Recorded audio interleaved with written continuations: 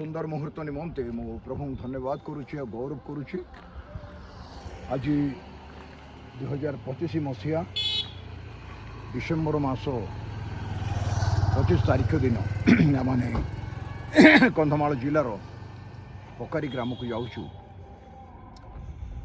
आज सेठिकार विश्वासी भाई भौणी मान सहित प्रभु लोक मान सहित एकत्र मिलित उपासना करने निमंते मो सहित मोर परिवार अच्छा, मोर पिला माने आउ मोर बड़ पुओ बहु मोर सान पुओ आम समस्ते ए सुंदर यात्रा पथरे अच्छु। एवं यहाँ दारिंगबाड़ी डेला पर पकारी ग्राम को जीवा रास्ता आप देखिपुंट यहाँ गोटे हिल व्यू अनेक लोक मैंने आसते जगह को आई जगह सका लोक मैंने सूर्य उदय देखापी ये समस्त करने लोक मैंने सका सका जगह जमा हुए।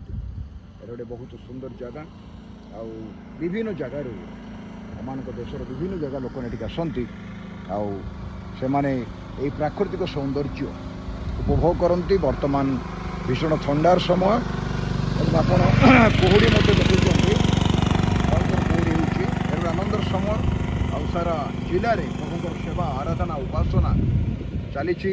ओडिशार विभिन्न जगार अनेक जगह समस्या मत बहुत रही बाधा रही प्रभुंर सेवा आराधना उपासना करने लोक मान भितर बिना कारण शत्रुता विवाद हिंसा ईर्षा ये समस्त नहीं कि लोक मैंने अनेक समय अनेक जगार प्रभुंर सेवा कार्य बाधा सृष्टि कर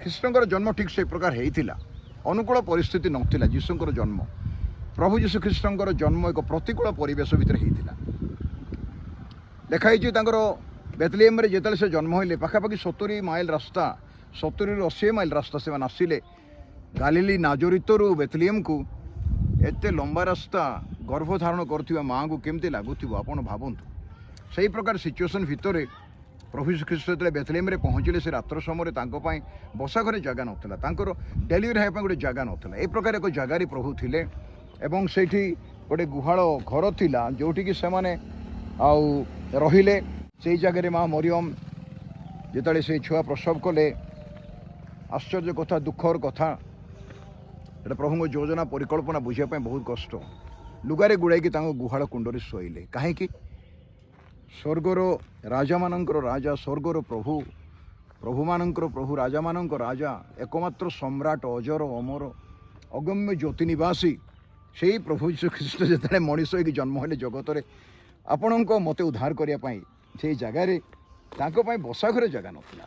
बाइबल कौच गोटे आश्चर्य कथा ये कि जगतर सृष्टिकर्ता स्वर्ग मर्त्य पाताल प्रभु अनादि अनंत व्यक्तित्व जन्म होगापी जगह नाला बुझुंतु आप तार अर्थ से मनुष्य केते प्रेम करते ईश्वर पाखे बाइबल कहे योहन सुसमाचार 3:16 ईश्वर जगत को एमंत प्रेम कले से आप अद्वितीय पुत्र को दान कले जेपरी जे कहीं ताहांठारे विश्वास करे से विनष्ट नहीं अनंत जीवन प्राप्त हुए।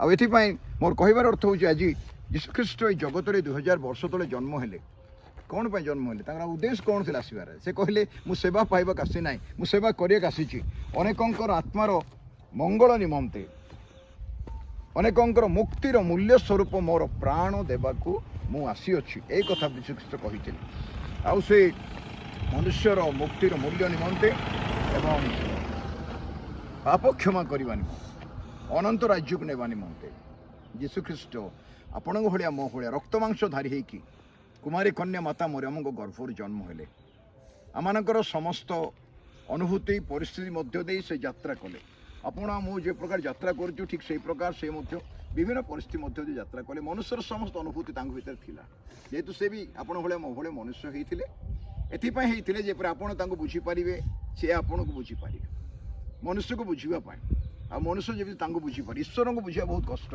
कहीं से अनाद अनंत व्यक्तित्व एथि बाइबल कहे से ईश्वर हेले सुधा मनीष हेले मनीष होगी से दास हेले दास होगी आप शून्य कले एवं कृष्ण मृत्यु पर्यंत पितांकर आज्ञावह हेले ये जो कथाटा लिखाई ईश्वर वाक्य फिलिपी चिठाऊरे 2 पर्व गोटे बहुत बड़ विषय आउे आज गोटे संक्षिप्त संवाद ये जगह जो आम गोटे 5 मिनट ठिया मुझे चाहे सी जीशु आप प्रेम करती प्रत्येक मनुष्य निमंते अपना रक्त से ढाली ବଳିଦାନ କରିଛନ୍ତି, ପ୍ରାଣ ଦେଇଛନ୍ତି, ଆଉ ତାଙ୍କୁ ମୃତ୍ୟୁ ଧରି ରଖି ପାରିଲାଣି। କ୍ରୁଶର ବଳିଦାନ ହେଲା ପରେ ତାଙ୍କୁ କବରରେ ରଖାଗଲା, ଆଉ 3 ଦିନ ପରେ ସେଇ କବର ଉଠିଲେ।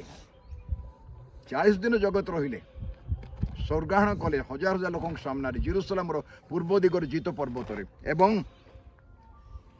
ସେ କହିକି ଗଲେ, ମୁଁ ଯାଉଛି, ଆଉ ଥରେ ପୁନର୍ବାର ଆସିବି, ମୁଁ ଆଉ ଥରେ ପୁନର୍ବାର ଆସିବି। ସେଇଟା ଖ୍ରୀଷ୍ଟିଆନର ବଡ଼ ଭରସା, ବାଇବେଲର ସବୁଠୁ ବଡ଼ ସତ୍ୟ ସେଇଟା, ଯୀଶୁ ଆଉ ଥରେ ଆସିବେ। ଆଜି ଯେଉଁମାନେ ଯୀଶୁଙ୍କୁ ବୁଝିପାରନ୍ତି ନାହିଁ, ଜାଣିପାରନ୍ତି ନାହିଁ, ଅପମାନ କରନ୍ତି, ନିନ୍ଦା କରନ୍ତି, ତାଡ଼ନା କରନ୍ତି, ସେମାନେ ଦିନେ ଯୀଶୁଙ୍କୁ ମେଘମାଳାରେ ଆସିବାର ଦେଖିବେ। ଏଇ ପୃଥିବୀ, ଏ ଆକାଶ ମଣ୍ଡଳ ଫାଟିଯିବ, ଯୀଶୁ ଆଉ ସେ ଆଗମନ କରିବେ। ଏଥିପାଇଁ ମୋର ପ୍ରିୟ ବନ୍ଧୁଗଣ, ପ୍ରଭୁ ଶ୍ରୀଖ୍ରୀଷ୍ଟଙ୍କର ରାଜ୍ୟ ସନ୍ନିକଟ। ତାଙ୍କ ବାକ୍ୟରେ ଯେଉଁ ସମସ୍ତ କଥା ଲେଖାଯାଇଛି, ଆଗମନ ପୂର୍ବରୁ ଯେଉଁ ଘଟଣା ଘଟିବ ଆମେ ଆଖିରେ ଦେଖୁଛୁ। ଏଥିରେ ବିଶେଷ କରି ଖ୍ରୀଷ୍ଟୀୟ ମଣ୍ଡଳୀ ବ୍ୟସ୍ତ ହେବାର ଆବଶ୍ୟକ ନାହିଁ। ତାଡ଼ନା, ନିନ୍ଦା, ଅପମାନ, ଶତ୍ରୁତା, ବିବାଦ, ହିଂସା, ଏଇଟା ତ ବାଇବେଲରେ ଆଗରୁ କୁହାଯାଇଛି। ପ୍ରଭୁ ଯୀଶୁ କହିଛନ୍ତି, ତୁମ ପାଇଁ ଜଗତରେ ତାଡ଼ନା ଅଛି, କ୍ଲେଶ ଅଛି, କିନ୍ତୁ ଜଗତକୁ ମୁଁ ଜୟଲାଭ କରିଛି, ଶୟତାନକୁ ଜୟଲାଭ କରିଛି, ମୃତ୍ୟୁକୁ ଜୟଲାଭ କରିଛି, ପାପକୁ ଜୟଲାଭ କରିଛି। ଏଇଟା ପ୍ରଭୁ ଶ୍ରୀଖ୍ରୀଷ୍ଟ କହିଛନ୍ତି। ନରକକୁ ମୁଁ ଜୟଲାଭ କରିଛି, ଆପଣଙ୍କ ଉପରେ, ମୋ ଉପରେ ପାପର, ଶୟତାନର, ମୃତ୍ୟୁର ଅଧିକାର ନାହିଁ। ପ୍ରଭୁ ଶ୍ରୀଖ୍ରୀଷ୍ଟ ଆଉ ଥରେ ପୁନର୍ବାର ଆସିବେ ଆପଣା ବିଶ୍ୱାସୀ ଲୋକମାନଙ୍କୁ ନେବା ପାଇଁ, ଅନନ୍ତ ରାଜ୍ୟରେ ପ୍ରବେଶ କରିବା ପାଇଁ। ଏଥିପାଇଁ ଆଜି ସୁଯୋଗ ଥାଉ ଥାଉ, ଅନୁଗ୍ରହ ଥାଉ ଥାଉ, ଯଦି ଆପଣଙ୍କ ଅନ୍ତର ଭିତରେ ଆପଣ ପ୍ରଭୁ ଶ୍ରୀଖ୍ରୀଷ୍ଟଙ୍କୁ ପଦେ ପ୍ରାର୍ଥନା ଡାକି ମୋ ଭିତରକୁ ଆସନ୍ତୁ, ମୋର ପାପ କ୍ଷମା କରନ୍ତୁ, ସେ ଆପଣଙ୍କୁ ତାଙ୍କ ରାଜ୍ୟକୁ ନେବେ। ପ୍ରଭୁ ଯୀଶୁ ଆପଣଙ୍କୁ ଆଶୀର୍ବାଦ କରନ୍ତୁ।